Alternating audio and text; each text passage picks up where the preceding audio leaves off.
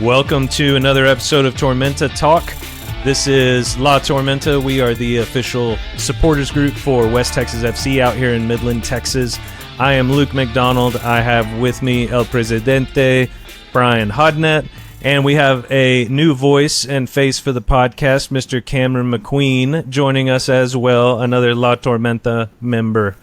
So, Cameron, why don't you just take a second and introduce yourself? How'd you get looped into this crazy show? Yeah, so I'm Cameron McQueen, and I've just been a soccer fan for life. Always played as a kid, just could never get enough of it. And then sometime early last season, my friend Luke McDonald let me know that there's a local semi-pro soccer team that just happened to be pretty good and a lot of fun to watch. And so from there, I pretty much watched every game that they had from that point on. Made it to all the home games last year, except for the very first one, I think. And then I just got the bug. I'm all in. So I will point out, too, last season you were still living in Andrews, and you were there for the Denton game. You waited around. You were there till the last whistle blown, man. I had my 5-year-old and my 7-year-old with me all the way till like 1 a.m. Worth the ride. It was worth it. It was totally worth it. Yeah, that was a blast. Which was good. Had that been a boring game, that would have been a huge bummer. But it was quite the opposite. Yep, exactly. It was exciting. So we're talking here just on the heels of our first home match, West Texas FC versus Oklahoma United FC, and unfortunately, that was a loss for us. First loss of the season. And so we're going to talk about that game. We're going to talk about, we've got 2 games coming up this next weekend, and we're going to talk about some of the stuff going on around the league. But first, guys, I'm just curious when it comes to the first home game, whether it be something on the pitch, something in the crowd, just what's something or some things that surprised you for the first home match against Oklahoma? You know what? I was surprised. Bunch of new players, you can tell. Bunch of different things going on the pitch. Some things didn't go right away. It actually went pretty wrong early. I was surprised by the resolve of this club. Last year in Columbus, we started the "We Don't Quit" chant. We pulled it back out again. And dang, if we didn't go down to the death. The boys fought. Bell to bell. I mean, like I said, we were chest up to the bully on the block at that point. We got our nose bloodied, but we got back up. We punched back. So I got to see some resolve. So you kind of see some of this grit we talked about with this club. You got to see these guys out there. It's like, did you see anybody quit? Did you see anybody give up? I didn't. Right. I didn't. They fought to the 90th plus. Thank goodness they gave us that stoppage time. We didn't score. It was a long stoppage, too, yeah. Yeah. Well, dude, look what happened. There was so much right there. The heat, you could tell the heat got a hold of people. I mean, there's a lot of stretching and stuff like that. I was surprised. We got some new fans in the group over there helping with some chants. We had some new chants released. We got some new people asking, like, when we're going to do this again. So, really and truly, man, overall, yeah, we took the L, but I think there's a lot that can be learned from this. And I look forward to us, doing the watch parties, going against Brownsville and then going against Houston. And then, a week from Saturday, doing it at home again against our friendly rivals from the north. Yeah, that resolve, I sensed it too. And I was curious, like, I actually felt the momentum to a degree where I thought, this is going to be a magical first home game. We're going to come back and, win it, because I felt like that's what the players thought. I don't know. Were you feeling that, Cameron? Like that like, we are going to win this game? Well, yeah. So, I mean, going into halftime, it was like, oh, this is kind of discouraging. But last week we scored 3 after half. And so I was like, I know we've got it in us and it's going to take all 3. And so then we gave up one more and I was like, oh no, then you just started kind of seeing it shift, and you started seeing, more cohesion on the field, more, good touches back and forth, better passing, to where we were building something up. Early in the first half, it was very much like we're having a hard time breaking the lines. The heat was slowing us down, it felt like, and we were running into the wind also. And so it really just felt like a little bit of a drag in that first half, but then that second half came out and it really felt like it sharpened up and started moving faster and started a lot more progress. And yeah, that same thing, that stoppage time, I didn't notice when the 90th minute hit. And unfortunately, they stopped the clock. And so then it's like, how long has it been the 90th minute? Yeah, exactly. Yeah, like how many minutes are we getting? It's not like the Premier League where they hold it up for you on the sign. But yeah, so that was a lot of anticipation there. Like, man, one more could fall any second now. But unfortunately, we're just shy. Yeah. Yeah, I agree. What's something that surprised you, Cameron? So I would say that I was actually kind of surprised by the squad not being the exact same squad. And so I went and looked up some of the rules because I think we've signed like 26 players and haven't seen them all, right? There's been some notable absences from the signings.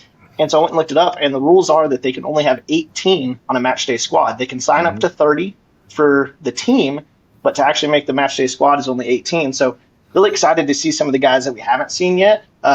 And I know that there's some people that should be coming in soon, some people that have, taken some little knocks in the first game that hopefully will be back. And so really excited to see guys like Jasper come back around.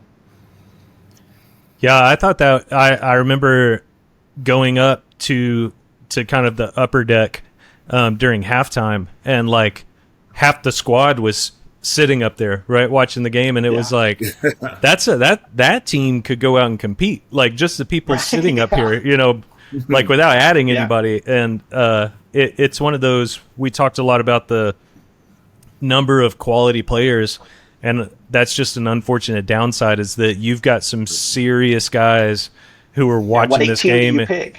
Yeah, and then it's a bummer to have this. Out of that? Yeah, even harder, right, with only a couple subs. So, I think I had a lot of surprises. I think one positive, one negative one. The negative was that I was surprised how tired we looked during warm-ups. Like, even before the game started, it looked like the guys had been like out working all day in the sun. They just looked pretty gassed, and I don't know if it was the heat, on the pitch. That turf can't be like, I'm sure it's super reflective, but it's not a pleasant place to be whenever the sun's just beating down on you. So I'm not like judging at all. It was just like, man, they already look tired and sweaty, like they've been playing for a while. And then the positive, too hard. Yeah, it might be, man, might be. But I know they've got it. We've seen them. We know what these guys can do. We saw it against Fort Worth, so I know that they've got it in them. And I'm sure if I looked like they did, I'd be done for the whole day. But these guys are professional athletes, so that's what they do. But I was also, the big thing that I was super surprised by was the turnout. I think we had over 1,000 people at that first game, which every year the first home game always feels kind of light, and then we grow as the season progresses. It felt like, the line was wrapping around the parking lot almost, right, to get in. I was like so stoked about the turnout. Yeah, I showed up, I think, 30 minutes early. I didn't get to make it to the tailgate, but I did show up about 30 minutes early, and it was like, whoa, this line is all the way out to the parking lot, then wrapping around through the trees, and then I worked through it all the way to the front, and I looked back, and it was just as long still. It's like, holy cow, like, people are excited to be here. That was awesome. Yep. Yeah, that's great. Were you kind of surprised by that, Brian, the number of people that showed up? To be honest, I was hoping there was more, but Memorial Day weekend, graduation weekend, what do you want, right? We had about 1,000. There towards the playoffs, we were going over 2. Really and truly, I'd love us to get to 3,000 at some point this year and just keep growing up. But yeah, there was looking back in the line, like, wow, this is a group. Yeah. Yep. So, and looking up in the stands from the front down there and looking around, I was like, man, there's a lot of people everywhere. So I'm looking forward to it filling up more. But yeah, for opening weekend, pretty proud of it. Pretty good turnout. Same. Absolutely. Same. So if we kind of focus on the pitch, it's always tough whenever you have a loss, but I think there were a lot of positive things to point out as well. So, Brian, I'm curious, give me player of the match. Who do you think? And if you want to mention a few on your way, that's fine too. But give me who's your player of the match? Alberto De Miguel. That's 2 fast. goals. Yep. And you saw, man, put in work, dribble through people. He definitely was my player of the match. Trying to think. We had some guys that really did well through the midfield. I mean, Carrick, he went out there and he fought. He fought till he got subbed out there later in the second half. Man, you just had a whole bunch of different guys out there just kind of get in the mix and going. Nobody really quit. Just had to sub some legs in.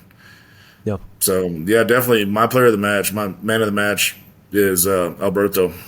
So. All right. Cameron, who do you say? Yeah, 1,000% agree. Alberto, I mean, outside of the goals even, he just looked dangerous the whole game. Mm-hmm. I mean, never slowed down for a minute. He was moving faster than anybody on the field, it felt like, and just constantly was making guys look silly. He'd get the ball in that corner and he'd be like, oh, he's blocked in. And then all of a sudden he'd be on the other side of the defenders and he'd be putting a cross in or something. Just lots of dangerous plays. And then as kind of, I'll give you a second and a third.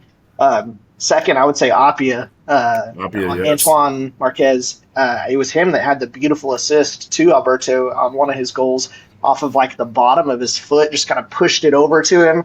And just, I mean, it was gorgeous. And he, again, just an engine that wouldn't stop. He was coming all the way from that up front striker position all the way to our back line to pick up the ball when we were having the hard time breaking the lines to create some creativity. And he just really was helping us to move that ball along really well. And then the last one, our other goal scorer, Kenny Alhakazamana. Is that right? Alhakazamana? That's our best guess, yeah. Yep. Yeah, man, that goal was sick. I mean, just absolutely gorgeous. And I think I was telling Luke the other day after the Fort Worth game that, I mean, that guy's dangerous. He has got a touch. He's got control. He's fast. I am excited to see him get a lot more minutes, I hope, because the guy just is dangerous with the football. Yeah, and in both games, he comes off the bench and really makes a difference, which is great, and maybe that's kind of that's what you need, those 60-minute guys that come really in fresh legs and just are so dangerous too. Yep. So. Well, and when you've got pace like that in reserve and then pull that out right as everyone else's legs are getting tired, that's a pretty slick move on Scotty's part. Tough to beat. Yeah, I would echo both of you guys. I think Alberto. I think it's fair to say he was one of the standouts that we mentioned even in the Fort Worth game, having not scored a goal. The work rate, just how good on the ball he is. That second goal, I'm pretty sure it was the second one, was, we'll talk about kind of what we thought was the biggest kind of hurdle and what kept us from, winning that game. But one of the things that I kept seeing was just the final pass. It was like we would get the ball into a good area and then just kind of miss that last little couple of touches. And I don't know if it was Alberto was just like, you know what, I'm done. Like, I'm just going to go. I'm just going to take it all by myself. And he kept like looking like he was going to pass it, run past a guy. And then I'm like, oh, the pass is open.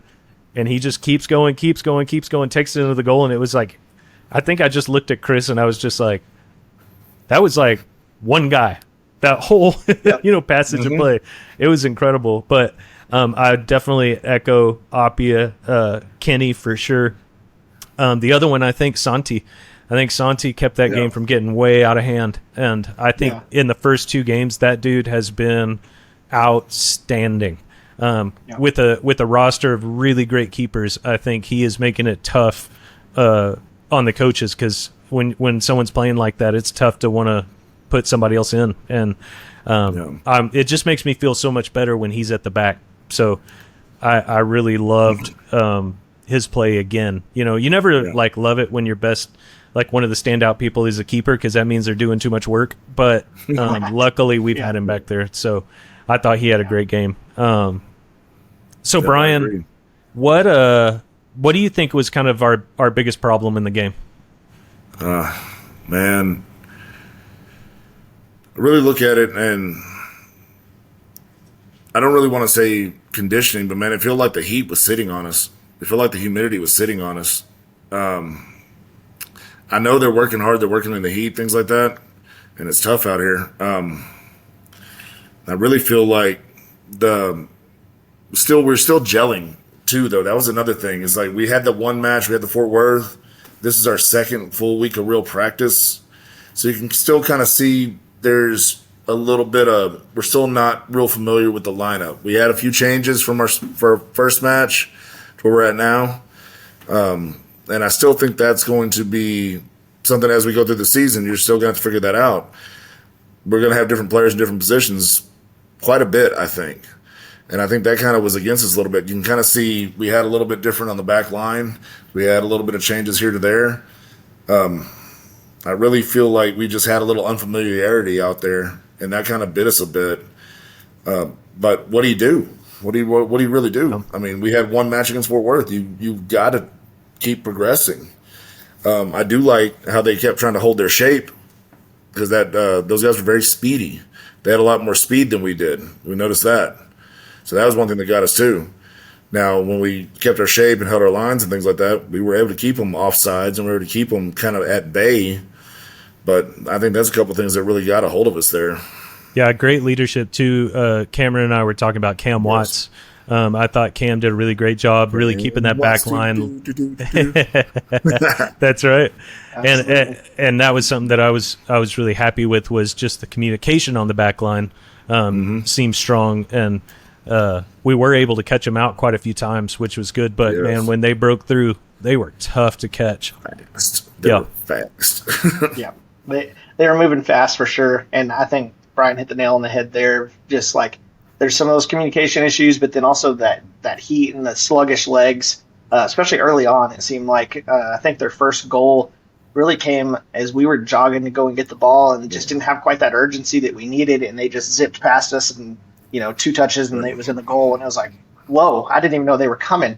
And so I think saw a couple of those opportunities where without Santi, it really could have gotten out of hand, just where they zipped by us and we didn't even know it was coming. So, I think similar to last year at this time, we had a good first game and then we went off to Denton and kind of got woken up, right? And that's what I hope this game serves as, kind of like oh, hey, we're going to have to give it our A game every game, right? And just little things like building that unity together, like a great leader like Cam Watts showing, hey, let's hold this line, watch that guy over there, that communication to be able to really shore up that back line, I think is going to go a long way. And it just takes time. These guys have known each other 2 weeks. And so it's hard for them to communicate perfectly at this point, but they're going to grow together fast, I think. Yeah, absolutely. That's a hope. And I think talking to the players and to Scotty after the game, you could tell they were pissed. Like they were not happy. And I liked hearing and seeing the standard that they've set for themselves and knowing that like they know they can do better. They know this is not cool. And honestly, it was a 1-point game, so it wasn't like a blowout or anything. But they know, I think Scotty, I went over and shook his hand. I'm like, "How you doing, Coach?" He's like, 2 out of 10. That ain't gonna happen again. And it was like, okay, I like this. And none of those guys are messing around. They all came and apologized to me. I'm so sorry. That was the echo, man, up there. It was all, I'm sorry. For what? For what? Yeah. Like, we're not going to show up at the next match. We're going to be here, man. Y'all fought your butts off for 90 plus. With the least we can do is make some noise for 90 plus. And again, I'm just a fat guy in the front row. I can't even, run the warm-ups with those guys. Yeah. So just understand, I'm not criticizing conditioning by any means on that point. I'm just making an observation. But those guys, what they did out there, they worked their asses off. Yeah. To go out there and put on the show. That's right. And it's credit to – oh, go ahead. No, go ahead, Cameron. I'll just say credit to OKC. They're fast. Yep. They're good. Mm-hmm. They're a team that has played together a lot more, from my understanding, is they're kind of 2 college squads that come together in the summer. And so they've got that cohesion. They've got that unity. They've got the communication. They know who's going to go where, and then they're fast. And so, it's going to take us some time. But I think when we go to OKC, we're going to be a different squad. Yep. I totally agree. Totally agree. And I think one of the things at the halftime break I remember talking to somebody about was it just felt like the midfield. And I'm not smart enough to know how much of it was the setup of OKC and how disciplined they were. They had a good setup and they were very disciplined. So those things are true. Or if it was just our kind of like trying to figure one another out, but it definitely felt like the middle of the pitch was so congested that we were having a tough time getting the second balls out of there, and just a lot of sloppy turnovers there.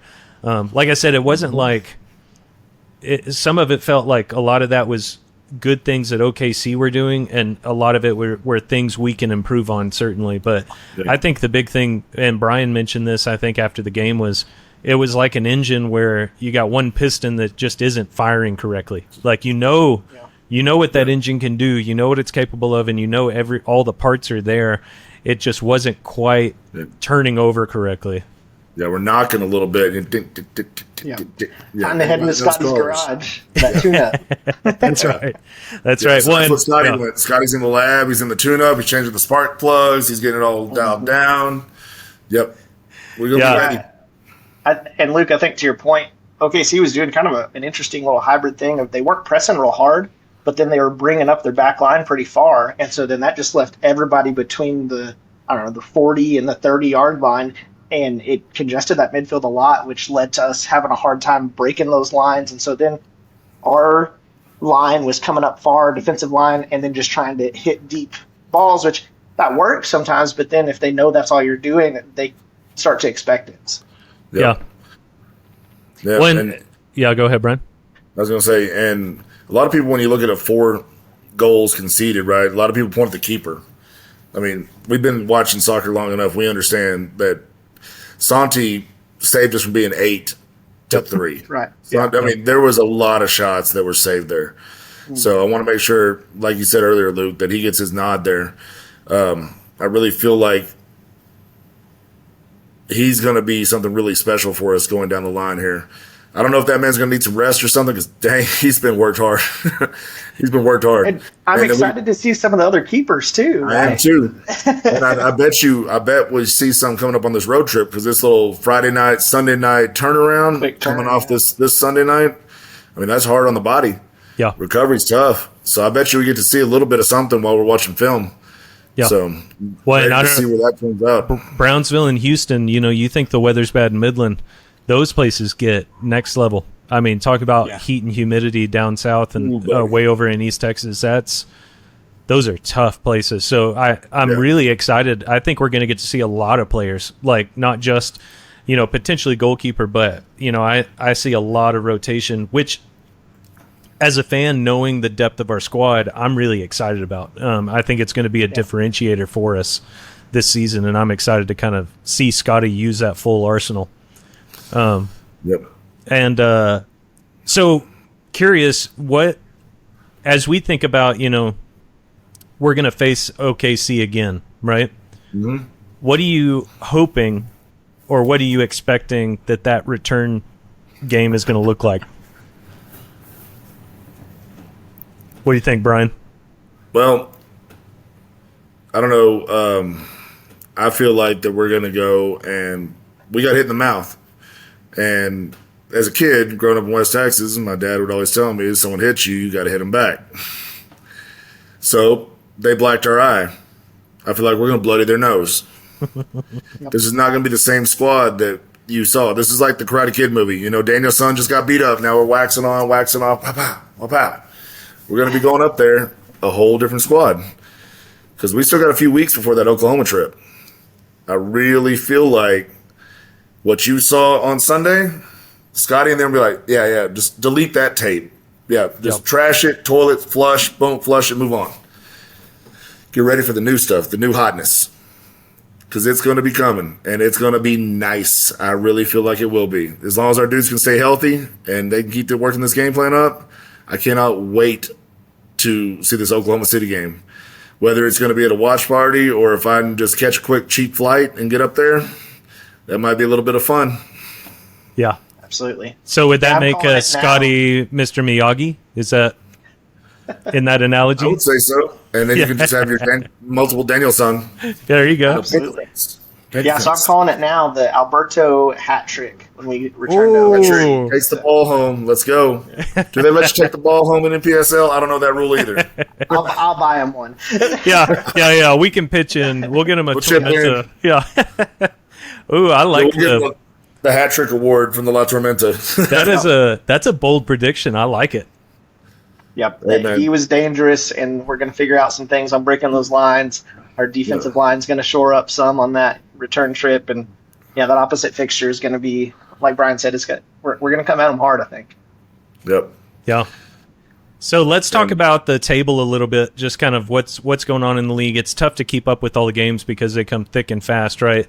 I don't know if one of you guys has that pulled up, but I was trying to pull it up on my phone, but anybody who's tried to utilize the NPSL website, it can be difficult. So we know that I'll work on pulling it up. Yeah, our next 3 games, we have Brownsville next. 2 days later, we've got Houston, and then while you're pulling that up, the following weekend, we have our next home game, and that is El Dastico, right? That's a Lubbock game. And that is, if you only go to one game, right, in the entire season, my vote is that you go to Lubbock at home. I think it's the best match in NPSL that I've seen. I'm biased, but, it's our derby, right? And so... a derby we have won 75% of the matches in, might I add. And Lubbock always shows up. We have a great time hanging out with those guys beforehand, the Mozos. We always buy them a beer and have a good time. And then when we go into the stadium, they cheer loud. We cheer loud. It's just, it's like everything you love in a football match. So just going to plug that. Make sure that you're at that game. But let's talk about the table a little bit. Cameron, do you have that pulled up? I've got it. So if I remember correctly, going into this week, Oklahoma was sitting as number 1, and we were sitting as number 2. And you would think after that win for Oklahoma that they'd be sitting at number 1, but they are not because of Lubbock coming off of a back-to-back road trip down south like we're about to go and do, and they picked up 2 wins. And so Lubbock is sitting at number 1 with 9 points, followed by OKC with 6, and then West Texas FC still sitting in 3rd with 3 points because of our goal differential, because we only lost 1 goal on the goal differential of this last game and had a huge game against Fort Worth. So we are still right there in the thick of it in the playoff hunt. Man, that's good to know. And, that's something worth pointing out whenever you're talking about so few games, those things like goal differential, like, I know if you watch Premier League or other leagues, sometimes that number just is like there and you don't really pay attention to it. But in a league that can be this tight, those little things, man. Letting in 4, nobody wants to do that. But if you do, score 3. Right? Put 3, or 5 on the board, right? Yeah, that'd be the goal. So where's Brownsville sitting right now? Brownsville is at the bottom of the table at 7. Okay. At 7. They have, what is it? They also, actually, they're sitting at -1 points, and there's some stuff in the league about why that is, because they do have a win. Little red asterisk there, though. Yeah, they were docked some points, so I'm not really sure all the details in that one, but they're sitting at -1 points on the table. So, yeah. So is that like some type of rules violation, and the team I believe it's deducted? A rules violation. I'm not exactly sure what all went into it, but, yeah, they were definitely docked some points. Man, that hurts. Yeah, especially in a season like this where you have 10 games and every one of them counts so much. Like, talk about an uphill battle now. Yeah. And they seem like a solid squad. I watched what I could of the Lubbock game with Brownsville, and they took them to the wire. I mean, they were putting pressure on them. I think it was a 1-point decided game, if I'm not mistaken. And so decided by a really nice free kick. I'll tell you that. I did see that free kick. That was pretty. So we'll need to make sure we're not giving those away when we play. Not that close to the box. No, sir. Not right there outside the box. I'll tell you what, though, I'd put Kenny's goal up there next to it, man. Absolutely. That was a banger. I want Kenny taking those kicks, too. Yeah. Super nice guy, too, man. I love getting to chat with Kenny. That was fun. It's awesome. So we're going to see, number 6, Houston, number 7, Brownsville on this road trip, and then we're coming back, number 1. Yep. So bring it. We get to see Lubbock at that point. I mean, of course, the rest of the table is going to settle right now. I believe Oklahoma and Fort Worth are playing. So I don't know where the score of that match is at or anything, but that would, if Oklahoma wins that, they're going to be tied with Lubbock depending upon the goal differential. So right now we're seeing where the table's kind of laying out up here. And talking to the guys, they did say, it might have been Lucas or one of the guys who said, I think that our biggest competition this year is Oklahoma and Lubbock. Just from them watching film, they've watched a ton of film on all these teams, and they kind of said those 2 teams, I think, are the ones we really have to beat if we're going to win this league. So, and the table is clearly showing that. Yeah, and back to your point on the goal differential.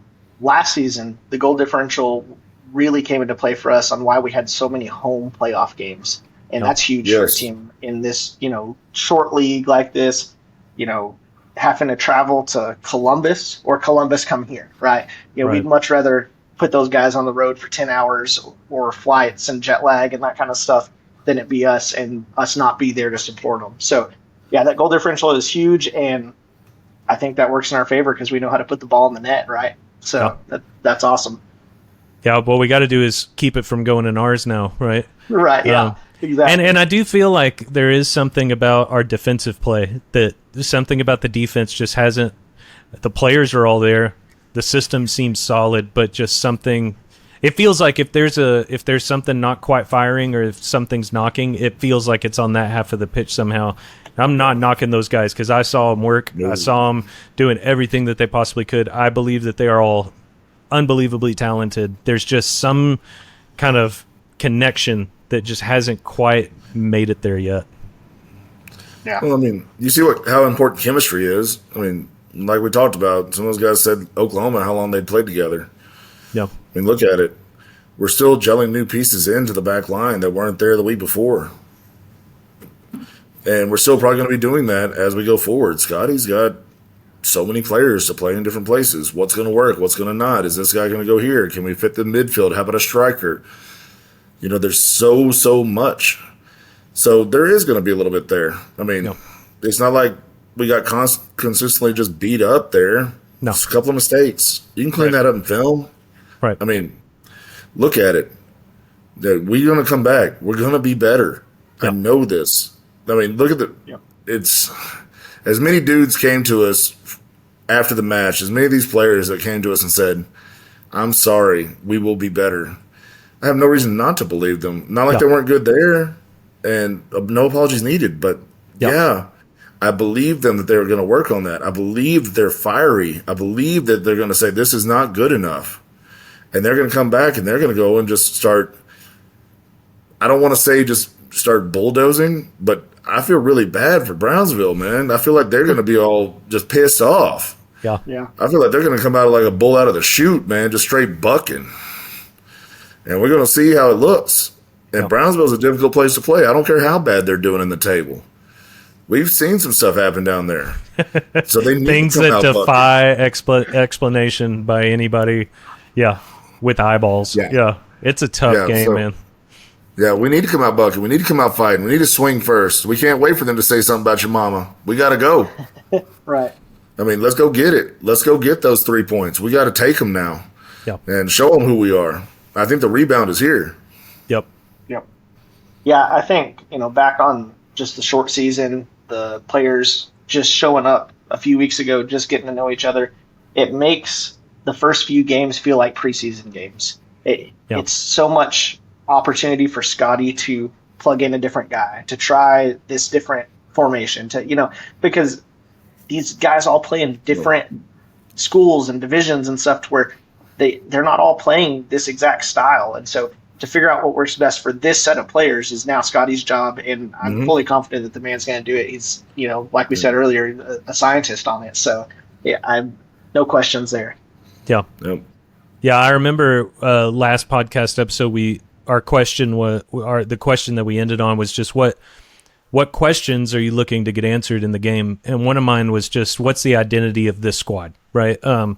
after watching one game on film, it's tough to tell.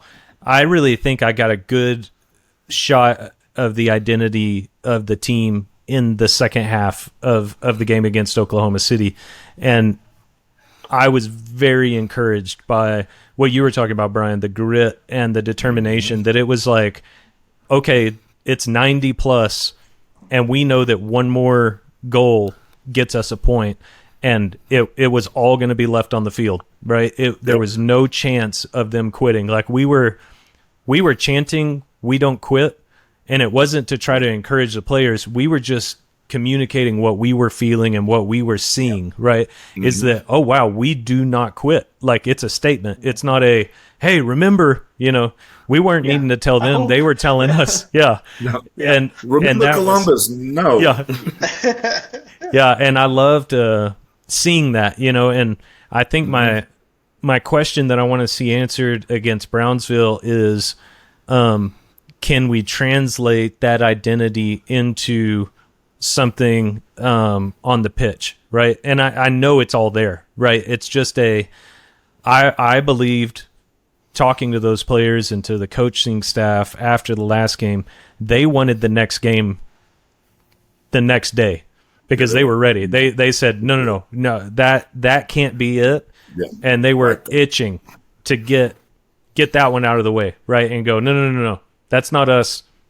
Let me show you. I know you got to wait like a week, but if I could, I'd show you tomorrow. And so I am very anxious because I think at Tall City on Friday is going to be a party. Because I agree, Brian, like it felt the intensity of those players after they had just run around in the heat for 90 minutes, the intensity was only heightened because of how that game went. And Cameron, I think that's a really good observation about it feeling like a preseason, because that is kind of what it feels like the first handful of games of figuring out those guys are figuring out how this league goes, how these different players play. And then really it's that third, fourth game that you start to kind of get into your stride, whatever your stride's going to be for the season. And so the question is, what's our stride, right? Because I think we're going to see it back to back in Brownsville and Houston. And I would be shocked if it's not something really impressive and some really beautiful, hardworking football. But I'm curious for you guys, what do you have something that you're looking for in the next game? Some question that you want answered? I really feel like we saw resolve. We saw, toughness. We saw the mental side. I want to see a little more physical. In Brownsville, it's going to be body on body. Let's bang around a little bit. We got some dudes. Yeah.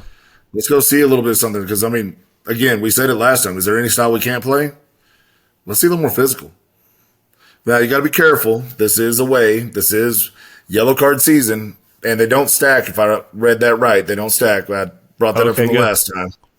Now, I hope I read the right section of the rule book there.